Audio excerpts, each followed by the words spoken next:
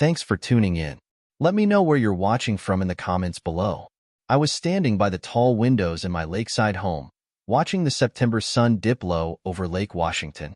The colors in the sky, bright streaks of orange and pink, reflected on the water like a painting. From downstairs, I could hear the soft notes of the piano. Lily was practicing her Chopin piece again, the one she hoped would get her into Juilliard. When I glanced at my watch, it read 6:45 p.m. Right on time. Dad, come look at this. Maya's voice echoed from her art room, interrupting my thoughts. She was always so enthusiastic, just like her mom. Smiling, I headed over to her room and found her surrounded by her usual mess of pencils, paints, and brushes. Her curly hair was tied back in a messy bun, and her cheeks were smudged with a bit of paint. She held up her latest masterpiece, a watercolor of our family at breakfast. Ethan was stuffing pancakes into his mouth, Lily rolling her eyes at him, and Lindsay, my wife, was reaching for the coffee pot, her nails looking as perfect as ever. That's amazing, Maya, I said, genuinely impressed. You've captured Ethan's hamster cheeks perfectly. She laughed, that bubbly giggle of hers. Mom says I should put it in the school art fair. And you definitely should, I replied, ruffling her hair before stepping back so she could keep working on her final touches. Downstairs, the piano music stopped. Moments later, I heard the sound of cleats hitting the floor in the mudroom.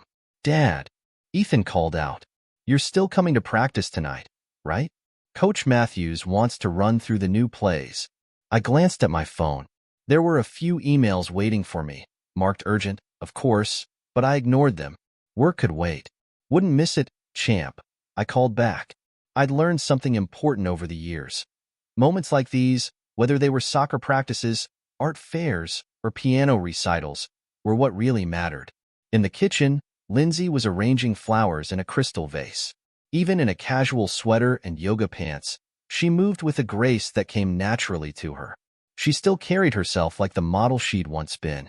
Greg and Hannah want us to join them for dinner Friday, she said, glancing over at me. I told them we'd love to.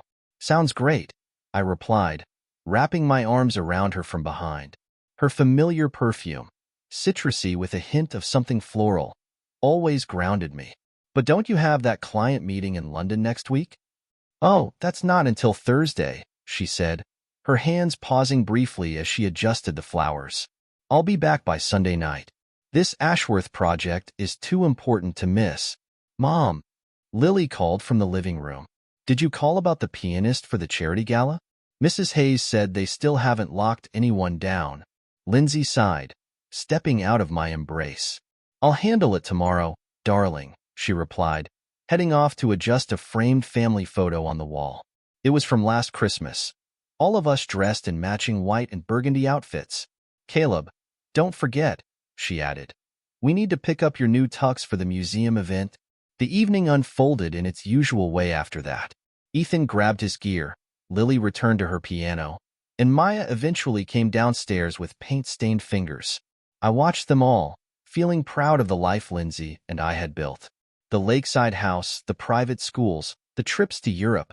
It was everything I'd ever dreamed of, and it was all worth it. Later that night, as I sat in my home office reviewing work, I overheard Greg's voice coming through the phone on speaker. Man, you've got it all figured out, he said. Perfect wife, perfect kids, perfect house. Some guys have all the luck. I glanced at the family photo on my desk. It was from our sailing trip to Greece last summer. I couldn't help but smile. Not luck, I replied quietly to myself. I just knew what I wanted and worked for it. Greg continued. Still, Lindsay's something else. Hannah's always saying how she handles everything so smoothly. Charity events, her design business, the kids. Like some kind of superwoman. She is, I said, my mind drifting to Lindsay. 18 years of marriage and somehow, we'd only grown stronger. Our lives fit together so well. Looking out the window, I saw Ethan and Maya arguing over whose turn it was to take out the trash, while Lily sat on the patio, headphones on, marking up her music sheets. Lindsay, meanwhile, was in the kitchen, probably on another call for one of her charity projects. Perfect. It wasn't a word I threw around lightly, but as I watched my family, I couldn't think of a better one. Caleb pulled out the testing kits he'd hidden in his briefcase. It's simple, just a cheek swab. Cool. Maya grabbed one of the packages. Like on CSI? Only Lily stayed silent, studying the test kit with an unreadable expression. When she finally met Caleb's eyes, he thought he saw understanding there, or maybe fear. Meanwhile, Greg's investigation was yielding results. Brian Bliss wasn't hard to find. CEO of a British software company, regular on London's social circuit, the man was all over the internet. The photos showed a tall man with silver hair, designer suits, and a practiced smile, the kind that belonged on magazine covers. Found something interesting, Greg reported over a secure line. Regular transfers from a Cayman Islands account to one in Lindsay's name. Started 17 years ago. Right after Lily was born, Caleb's stomach churned. How much? Enough to live very comfortably. But here's the kicker. 3 trust funds set up through a private Swiss bank, all scheduled to mature on Lily's 18th birthday. 6 months from now. Just a few more months, Lindsay had said. Caleb thought about those words as Greg added, "Want me to keep digging?" "Yes, Greg," Caleb said firmly. "I want everything." The DNA samples were easier to collect than Caleb had expected. After a family dinner, he carefully saved their water glasses, labeling each one before shipping them off for testing. Now, all he could do was wait. Meanwhile, Greg's daily reports painted a picture Caleb didn't want to see. Lindsay and Brian had met during her modeling days in London, long before Caleb. Their relationship hadn't ended. It had simply gone underground, hidden behind business trips and design consultations. Hotel staff at the Ritz knew them well as regulars. Always the Piccadilly suite, Greg noted. Caleb started compiling a spreadsheet. Dates, locations, bank transfers, phone records. He wasn't just building a case. He was piecing together the years of betrayal he'd never seen coming. Late one night, Caleb found himself parked outside Greg's office, a nondescript building in a rundown part of town. Greg stepped out, a manila envelope in hand. "You sure you want to see these?" Greg asked. "Once you do, there's no going back." Caleb thought of Lily's face when she'd taken the DNA test. He thought of Ethan's soccer games and Maya's artwork, framed in his office. 18 years of memories built on quicksand. "Show me." Tuesday morning dawned gray and cold. Caleb sat in his car, staring at the envelope on the passenger seat. His name was printed neatly on the front, the testing company's logo sharp against the white paper. His hands shook as he opened it. Test subject A, Lily Terry. Probability of paternity, 0%. Test subject B, Ethan Terry. Probability of paternity, 0%. Test subject C, Maya Terry. Probability of paternity, 0%. 3 children. 3 zeros. No room for error, no room for doubt. Caleb's phone buzzed, a text from Lindsay. "Don't forget dinner with the Hendersons tonight. Love you." The casual endearment made his hands shake as he picked up the envelope again. At the office, Caleb delegated his meetings, citing a migraine. Alone in his office, he opened Greg's latest email. The surveillance photos showed Lindsay and Brian together at dinners, secret meetings, and stolen moments. They looked comfortable, familiar. One photo stood out, Brian holding a young Lily's hand outside Harrods. Lindsay stood next to them, smiling. Lily couldn't have been more than 5. Caleb's chest tightened. The betrayal went back further than he'd ever imagined. He met with his corporate attorney, Billy Walls, the next day at a discreet restaurant far from their usual haunts. Billy flipped through the files, nodding grimly. "This is damning," Billy said. "The DNA tests alone would be enough. But this level of financial deception? Have you confronted her?" "Not yet. I need to secure my assets first. Joint accounts, property titles, everything." Billy pulled out a legal pad. "Washington's a community property state, but with this kind of fraud, you've got leverage. We need to move fast." They spent 2 hours strategizing. By the time Caleb left, he had a clear plan. That evening, Caleb watched his family over dinner. The family that had never really been his. Maya chattered about her art project, Ethan talked about soccer practice, and Lily pushed her food around in silence. The DNA results came back. Caleb said casually, "All clear. No health concerns." Lily's fork clattered against her plate. When Caleb met her eyes, he saw the truth. She knew. She'd always known. The next weeks passed in a carefully orchestrated dance. Caleb maintained his routine, work, family dinners, soccer games, while preparing for the explosion to come. Billy worked late into the nights, drawing up documents. "We need to be surgical about this," he said. "One wrong move, and she could claim you violated community property laws." Caleb nodded, spreading bank statements across Billy's desk. "What about the children's accounts?" "Set up new ones in your name only," Billy said. "We'll transfer everything once we file." Meanwhile, Greg's surveillance turned up more gold. Clear footage of Lindsay and Brian at the Ritz, discussing the trust funds in the hotel bar. "They're talking about you," Greg said. "How she's planning to use the money once it matures." Caleb clenched his fists. The final piece fell into place when Greg called. "Vanessa Bliss, Brian's wife, has filed for divorce. His assets are frozen." Caleb smiled grimly. Perfect timing. The trap was ready. The morning Lindsay left for London, Caleb placed a manila envelope on the kitchen table. Inside was everything: the DNA results, surveillance photos, bank records, and divorce papers.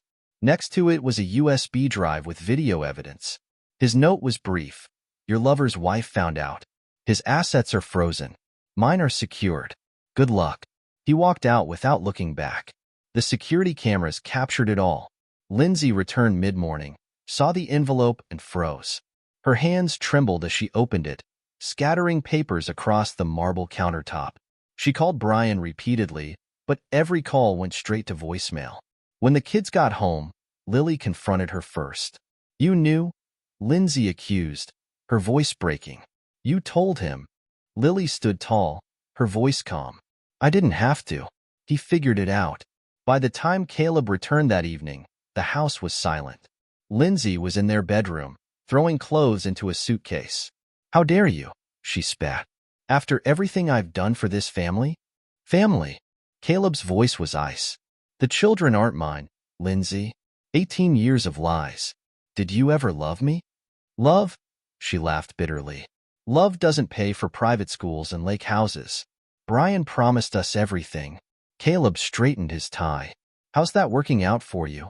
By Monday morning, the divorce papers were filed, and Lindsay's carefully constructed life was over. The perfect family she built on lies was gone, and Caleb was finally free. Maya stopped painting. Her art room doors stayed locked for days. Lily became our rock, gathering Ethan and Maya into her room each night. Piano music drifted through the house. No more show tunes, but harder pieces: Beethoven's Storms and Mozart's Fury. "I don't understand," Maya sobbed one evening, curled up in my office. "Why didn't she love us enough to stay?" "Your mom loves what you represent," I said, carefully. "Status. Success. But that's not real love, sweetheart. Are you going to send us away?" Ethan's voice cracked. "Now that you know we're not." "Listen to me." I gathered them close. "DNA doesn't make a father. 18 years of soccer games, recitals, and art shows, that's what makes a father. You're my kids. Nothing changes that." Lindsay grew more desperate. She tried manipulating Lily. "Talk to Brian for me. He'll listen to you. You're his daughter." No, Lily's voice was steel. "I'm Caleb Terry's daughter. The only thing I got from Brian was blood and a trust fund that doesn't even exist anymore." The truth spread like wildfire. Hannah Hayes arrived one morning with casseroles and righteous anger. "I knew something was off about those London trips," she fumed, unpacking groceries. The way she'd brag about her high-end clients, but never showed us any of her work. Greg proved a steadfast ally, handling my workload during the worst days. "Take whatever time you need, boss. We've got your back." Lindsay made one last play, threatening to accuse me of harassment. Billy Walls shut that down quickly, presenting evidence of her long-term fraud. "My client is prepared to be very generous," Billy told her lawyer, "or very thorough in exposing every detail of your client's deception." The kids' counselor suggested family therapy, which I agreed to. During one session, Ethan voiced what had been haunting him. "She told Brian everything about us. Our whole lives. While we didn't even know he existed." "That's on her," the therapist said gently. "Not you. Not your dad." "Caleb's not our dad," Maya whispered. Biology is just science, I replied. Family is choice. Every day, every moment. I choose you. All of you. The divorce moved quickly, my preparations leaving Lindsay's lawyer's little room to maneuver. Billy presented mountains of evidence, financial records, surveillance footage, recorded conversations, and witness statements from London hotel staff. Your client has two options, Billy told Lindsay's lawyer. Accept Mr. Terry's generous settlement offer, or watch every detail of her deception become public record. Lindsay, already showing signs of stress, chose the settlement. The lake house sold quickly, and I moved the kids to a comfortable home in Madison Park. The custody hearing was brief. Greg and Hannah's testimony about my dedication to the kids carried weight, but it was Lily's statement that sealed it. She stood before the judge, shoulders back, voice clear. Your Honor, I need to tell you about my father. Not Brian Bliss. He just provided DNA. I mean Caleb Terry, who taught me to ride a bike, who sat through every piano recital, who showed me what real love looks like. Biology doesn't make a family. Love does. And no one has loved us more completely, more unselfishly than our dad. Looking at my daughter, I felt something tight in my chest release. The judge ruled in my favor. Full custody to me, with supervised visitation for Lindsay at the children's discretion. None of them exercised that option. Lindsay's downfall was swift. Her former friends turned their backs. The interior design business collapsed. She moved into a small apartment in Tacoma, took a job at a furniture store. Brian Bliss, too, faced ruin. His assets were frozen, and he was eventually forced out of his company. Last I heard, he was facing criminal charges. Life slowly rebuilt itself. Lily deferred Juilliard for a year to stay with the family. She taught piano to local kids, filling our new home with music. Ethan's soccer team made state championships. When he scored the winning goal, his first instinct was to search the stands for my face. Maya started painting again. Her new works were darker but deeper. 1 year later, we sat together at Lily's concert with the Seattle Symphony. She'd chosen Rachmaninoff's Piano Concerto No. 2, a piece about survival, about triumph over darkness. I watched my daughter's fingers fly over the keys, Ethan and Maya beside me, and thought about the word perfect. Our old life had been perfect on the surface, brittle as glass. This new life was stronger, forged in truth and chosen love. Dad, Maya whispered during the applause, are we going to be okay? I squeezed her hand, watching Lily take her bows. We already are, sweetheart. We already are. The next morning, I drove them to school as usual. Ethan had a math test. Maya needed to finish an art project. Lily was meeting her youth orchestra group. Normal moments. Real moments. Perfect in their imperfection. Lindsay's betrayal shattered our illusion of a perfect family, but from those broken pieces, we built something stronger. A family bound not by blood or obligation, but by choice. By love, tested in fire, and emerged unbreakable.